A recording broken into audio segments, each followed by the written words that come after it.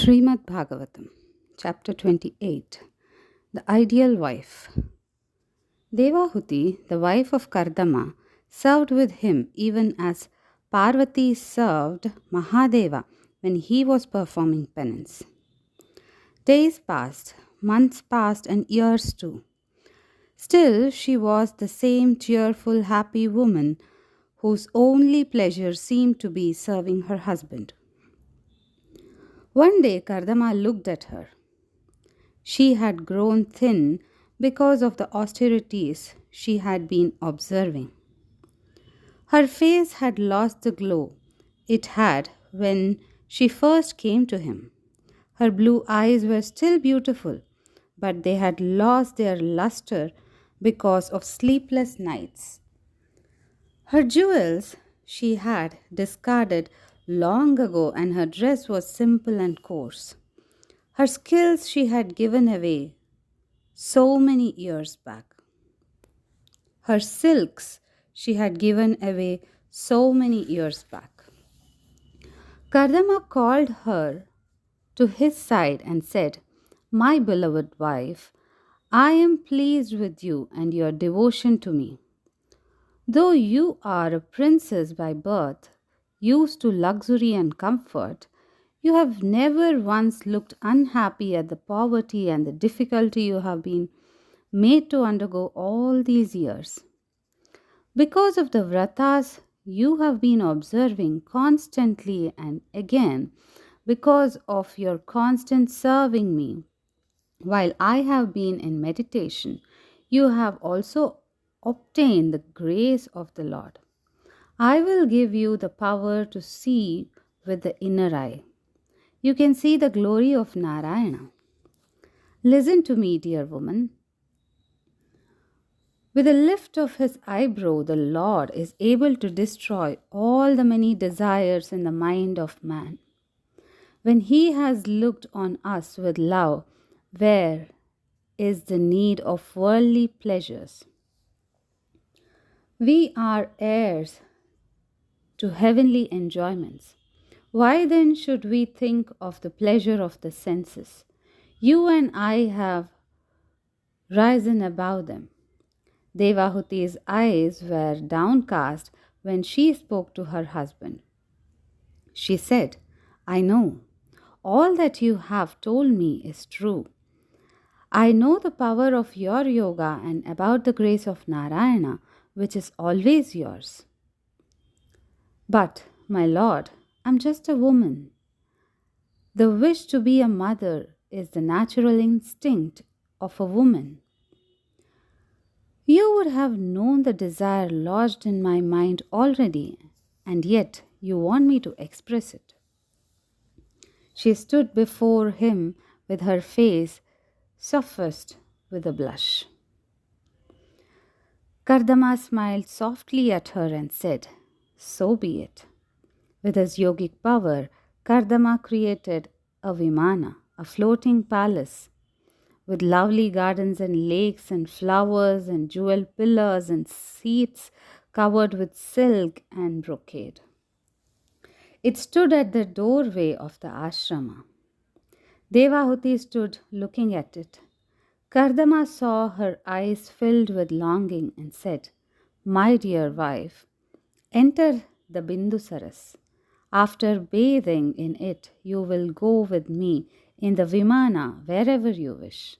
And added, "This Saras has been formed because of the kindness of Lord Narayana, and it will grant the desire of everyone." Devahuti, whose eyes were blue, whose raiments were soiled, and whose hair was all unkempt because of neglect, whose body was thin, emaciated because of her vratas, entered the Bindusaras because her husband had asked her to.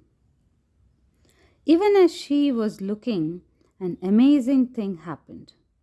Hundreds of young and beautiful maidens were there to welcome her. They bathed her with oil and perfumed water and dressed her in costly silks. They decked her with jewels, and when she came out of the saras, she could not recognize herself. All her charm and her maiden beauty had come back to her, and she thought shyly of Kardama. He was quicker than thought and came and stood by her side.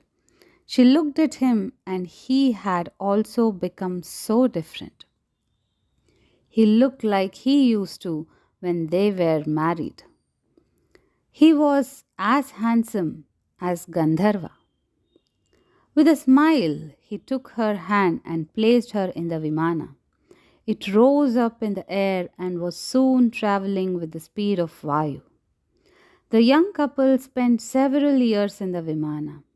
They lost count of time and they spent all their nights and days in happiness, oblivious to the world.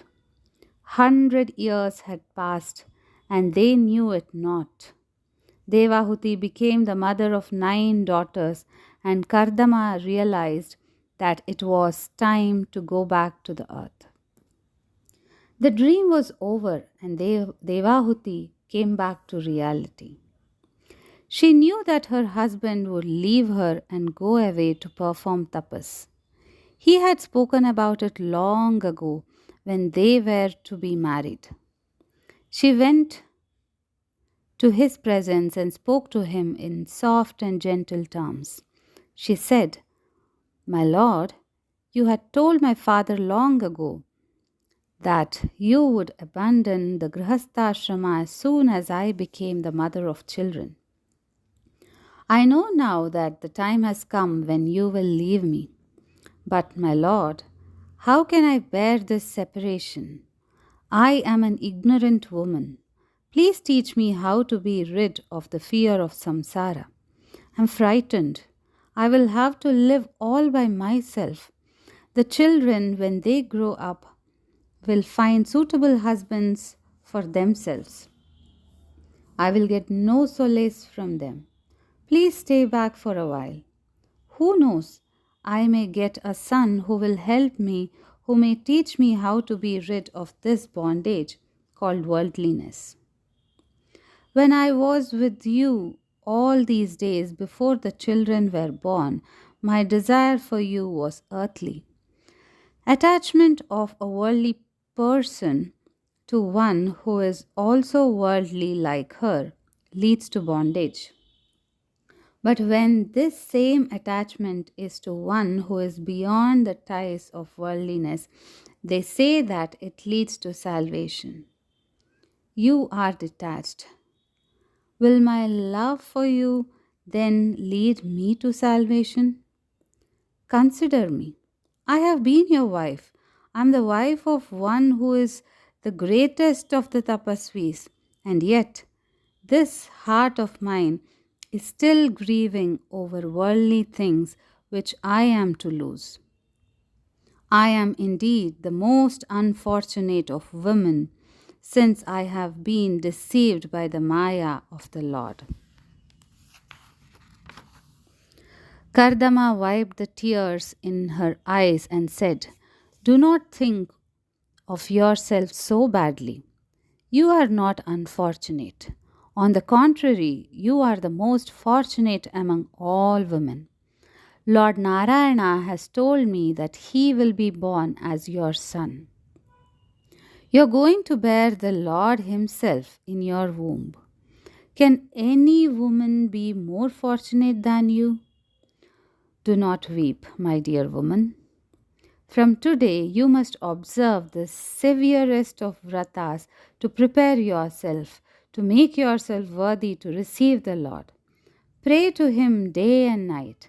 Pleased with your devotion, he will be born as your son. He will glorify your name and mine in the days to come. He will teach you Brahma Vidya, which will break sunder all the knots which have been tying you down to this world. He will help you to find a way out of this wilderness called Maya. Through you, the world of men will learn the lesson."